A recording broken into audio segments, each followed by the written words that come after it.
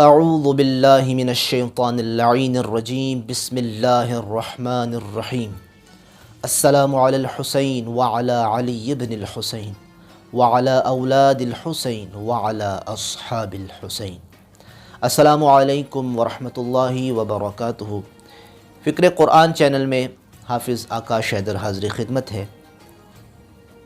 عزیزان گرامی قدر، محرم الحرام کا یہ مہینہ کہ جس میں شہادت عظمیٰ رونما ہوئی، واقع کربلا رونما ہوا کہ جس میں کائنات کی پاکیزہ ترین ہستیوں پہ ظلم کے پہاڑ ڈھائے گئے اور ایک ظلم کی تاریخ رقم کی گئی۔ جو بھی انسان اس واقعے کو پڑھتا ہے، اس پہ غور و فکر کرتا ہے، تو اس انسان کے ذہن میں یہ سوال ضرور پیدا ہوتا ہے کہ بالآخر یہ جو واقعہ رونما ہوا، اس میں بڑی چیزیں ہیں، لیکن اہم ترین سوال کہ جو آج بھی تشنا ہے اور اس کا جواب اکثر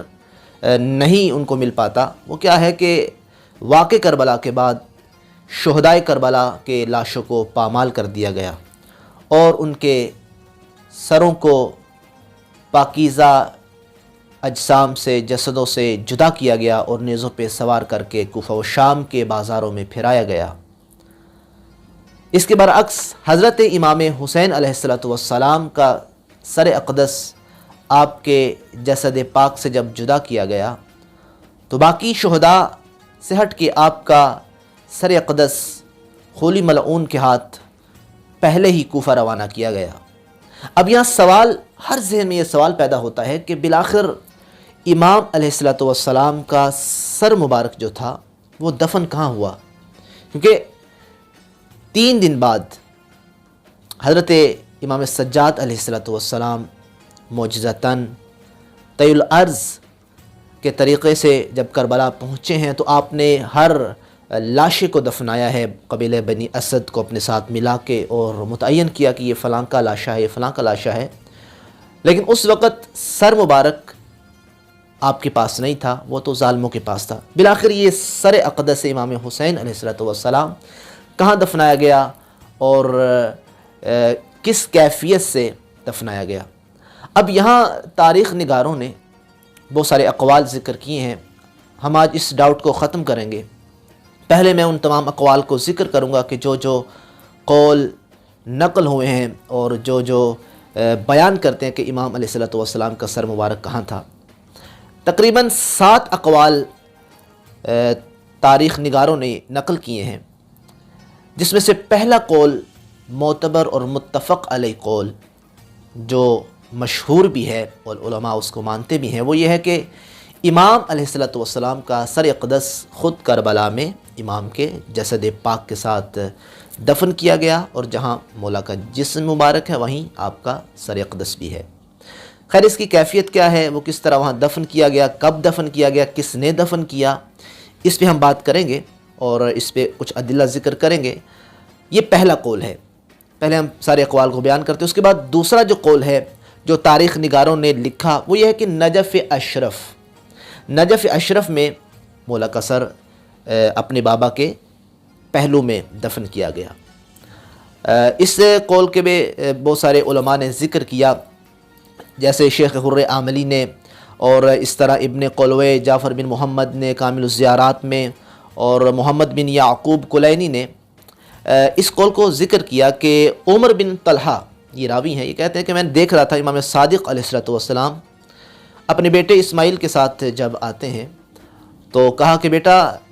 اپنے جد کو سلام نہیں کرو گے؟ کہا کون سے جد؟ کہا حسین علیہ السلام۔ کہا وہ تو کربلا میں دفن ہے؟ کہا بالکل، لیکن آپ کا سر اقدس نجف میں آپ کے بابا کے پہلو میں بھی دفن کیا گیا تھا۔ یہ ایک قول اور یہ روایت جو کہ بعض علماء نے نقل کی۔ خیر، اس پر ہم تبصرہ کریں گے اور اس کو ہم بیان کریں گے کہ یہ قول اس وجہ سے بھی کم مانا جاتا ہے کہ ہاں، کسی زمانے میں علماء اس کی تعویل کرتے کسی زمانے میں سر اقدس وہاں دفن تھا، لیکن وہاں سے نکال کے بعد میں کربلا میں دفن کر دیا گیا۔ تو یہ قول ہے، اگر یہ قول معتبر ہوتا تو علماء اس کو بڑھا چڑھا کے بیان کرتے، لیکن بعض علماء یہی کہتے ہیں کہ سر اقدس کو یہاں دفن کیا گیا تھا، بعد میں نکال کے کربلا پہنچا دیا گیا۔ اس کے بعد جو اور قول نقل کیا جاتا ہے کوفے کا ہے کہ آپ کا سر اقدس کوفہ میں دفن کیا گیا۔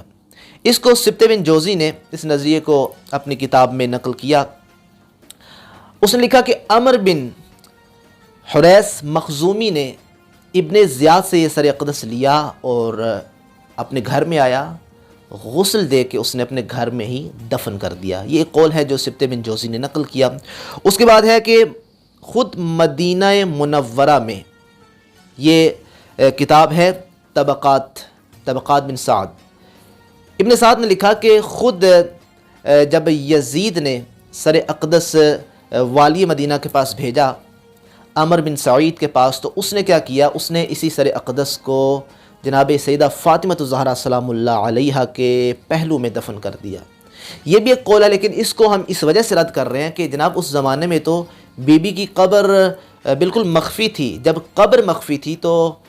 عمر بن سعید اور یہ والی مدینہ کو کس طرح معلوم ہوا کہ فلاں قبر ہے اور اس کے ساتھ جا کے تم یہ سر اقدس کو دفن کر دو، جبکہ قبر اس زمانے میں مخفی تھی۔ اس کے بعد جو قول ذکر کرتے ہیں شام میں کہ آپ کا سر اقدس جب یہ قافلے شام کو پہنچے ہیں اور قید ہو گئے ہیں تو اس وقت سر مبارک کو شام میں دفن کر دیا گیا۔ البتہ شام میں کس جگہ پہ دفن کیا گیا تھا اس میں بھی تقریباً 5 نظریات ہیں، اور اس میں سے پہلا نظریہ ہے کہ آپ کا سر اقدس دروازے فرادیس اس کے پاس دفن کیا گیا، یا جامع اموی میں دفن کیا گیا، یا دارالامارہ میں، یا دمشق کے قبرستان میں، یا باب توما میں۔ یہ 5 جگہوں پہ علماء کہتے ہیں کہ دفن کیا گیا۔ خیر، اچھا، اس کے بعد ایک اور قول ہے، وہ قول یہ ہے کہ خود نہر فرات کے قریب ایک رقہ نامی علاقہ ہے جس میں آل عثمان کا ایک قبیلہ آل ابی طلحہ وہ وہاں رہتا تھا، یا آل ابی محیط، یہ آل عثمان کے ایک یعنی اس قبیلہ تھا جو آل عثمان کے نظریات پہ عمل پیرا تھا۔ تو یزید نے سر ان کو بھیجا تو انہوں نے اپنے گھر میں اس سر کو دفن کر دیا۔ ایک قول یہ ہے، خیر اس قول کو بھی ہمارے علماء نے نہیں مانا۔ اور اس میں آخری قول یہ ہے کہ مصر میں جب فاطمی حکمران ان کی حکومت تھی تو انہوں نے کیا کیا، پہلے دمشق میں شام میں جو تھا سر مبارک، وہاں سے سر کو نکالا اور وہاں سے پھر یہ لے آئے اسقلان میں دفن کیا، پھر وہاں سے سر نکالا اور وہاں سے لے آئے یہ مصر میں، اور پھر 500 سال بعد وہاں ایک مقبرہ اور مسجد تعمیر کی جس کو تاج الحسین کا نام دیا گیا۔ تو یہ 7 اقوال ذکر کیے ہیں، لیکن ہمارے علماء نے ان سارے اقوال کو ذکر کیا ہے، لیکن اب سوال یہ ہے کہ بالآخر ہم جو مومن ہیں ہم کس طرف جائیں اور کس قول کو مانیں؟ تو عرض یہ ہے کہ پہلا قول جو ہے کہ آپ کا سر مبارک کربلا معلیٰ میں آپ کے جسد اطہر کے ساتھ دفن کیا گیا۔ اس کی کیفیت کیا تھی؟ اس کی کیفیت میں مختلف اقوال ہیں۔ کیفیت یہ تھی کہ ایک تو یہ ہے، علماء بیان کرتے ہیں کہ اللہ تعالیٰ کے حکم سے معجزتاً آپ کا سر اقدس آپ کے جسد اطہر کے ساتھ ملا دیا گیا اور وہیں دفن کیا گیا۔ اور ایک کیفیت یہ ہے کہ حضرت امام سجاد علیہ السلام جب رہا ہو کے آئے ہیں 40 والے دن، تو وہاں آپ نے سر اقدس کو آپ کے پہلو کے ساتھ، آپ کی قبر کے ساتھ، آپ کے جسم کے ساتھ وہاں منظم کیا، وہاں دفن کر دیا۔ اور اس میں سارے علماء نے اس کو بڑھا چڑھا کے بیان کیا ہے۔ میں کچھ عبارتیں ذکر کروں گا جس میں بہت بڑے ہمارے عالم ہیں، شیخ صدوق جو کہ 381 میں وفات پا گئے، سید مرتضیٰ جو 436 میں جنہوں نے وفات پائی، اس طرح فتح نشاپوری جو 509 میں، شیخ بہائی، علامہ مجلسی، اس جیسے کئی علماء نے اس کو بیان کیا۔ سید ابن طاؤس نے ایک بڑی پیاری عبارت نقل کی ہے، کتاب کا نام ہے اللحوف علی قتل الطفوف۔ اس کے صفحہ نمبر 195 میں آپ نے ایک عبارت ذکر کی کہ فَأَمَّا رَأْسُ الْحُسَيْن فَرُوِيَ فَدُفِنَ مَعَ جَسَدِهِ الشَّرِيفِ وَكَانَ عَمَلُ الطَّائِفَةِ عَلَى هَذَا الْمَعْنَى الْمُشَارِ إِلَيْهِ۔ ابن طاؤس کہتے ہیں کہ حضرت امام حسین علیہ السلام کا سر مبارک آپ کے جسد شریف کے ساتھ کربلا میں دفن کیا گیا، اور یہی وہ معنی ہے، یہی وہ قول ہے کہ جس پر ہمارے علماء نے عمل کیا ہے۔ تو لہٰذا کوئی قول جس پر عمل علماء آ جائے تو یہ بھی اس قول کو مزید معتبر کر دیتا ہے۔ اور پھر یہاں ایک اور عبارت نقل کی جاتی ہے شیخ طبرسی کی تاج الموالید میں، آپ نے کتاب کا نام ہے تاج الموالید، اور صفحہ نمبر 87 میں آپ نے ایک عبارت نقل کی، وَأَمَّا رَأْسُ الْحُسَيْنِ فَقَالَ بَعْضُ أَصْحَابِنَا أَنَّهُ رُدَّهُ إِلَى بَدَنِهِ بِكَرْبَلَا فَدُفِنَ مَعَهُ، کہ کہا کہ ہمارے بعض علماء یہ بھی لکھتے ہیں کہ آپ کا سر مبارک کربلا میں آپ کے جسد اطہر کے ساتھ ملا دیا گیا، دفن کر دیا گیا۔ اور یہاں میں آخری عبارت نقل کروں گا، ویسے تو بہت ساری عبارات ہیں، ٹائم اتنا نہیں، لیکن بہت پیاری عبارت ہے کہ جس میں اس قول کو اشہر کہا گیا۔ سبت بن جوزی نے، جو کہ 654 میں جو وفات پائے، تذکرۃ الخواص میں صفحہ نمبر 238 میں انہوں نے کہا کہ اشہرها انہ ردہ الی المدینہ مع السبایا ثم رد الی الجسد بکربلا فدفن معه، کہا کہ اشہر ترین قول یہ ہے کہ آپ کے سر مبارک کو پہلے مدینہ ان قیدیوں کے ساتھ پہنچایا گیا اور اس کے بعد کربلا میں پہنچایا گیا اور آپ کے جسد اطہر کے ساتھ دفن کر دیا گیا۔ تو لہذا علماء کے نزدیک جو معتبر ترین قول ہے کہ آپ کا سر اقدس امام سجاد علیہ السلام نے کربلا میں آپ کے جسد اطہر کے ساتھ دفن کر دیا تھا، اور اسی کو